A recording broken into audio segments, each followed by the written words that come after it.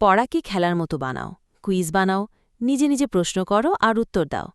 Timer set করো, ধরো ২৫ minute পড়বে, তারপর ৫ মিনিট বিরতি। এটা পোমোডোরো টেকনিক বলে। ২. পছন্দের মিউজিক শুনে পড়া, মানে লো ইনস্ট্রুমেন্টাল।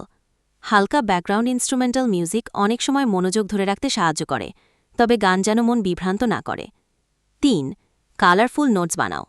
হাইলাইটার দিয়ে গুরুত্বপূর্ণ পয়েন্টগুলো চিহ্নিত করো। ডায়াগ্রাম, চার্ট, মাইন্ড ম্যাপ বানাও। এতে চোখে পড়লে মনে থাকে সহজে। ৪. পড়া বদলাও, ভ্যারাইটি টেকনিক।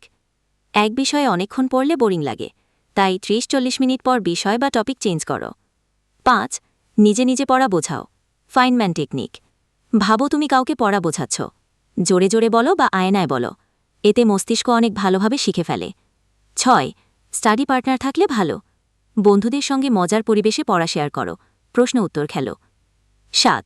নিজেকে রিওয়ার্ড দাও, এই পেজটা শেষ করলে ৫ মিনিট ইউটিউব দেখব, এই অধ্যায় শেষ করলে একটা বিস্কুট খাবো, এইভাবে ছোট ছোট পুরস্কার দাও নিজেকে। ৮.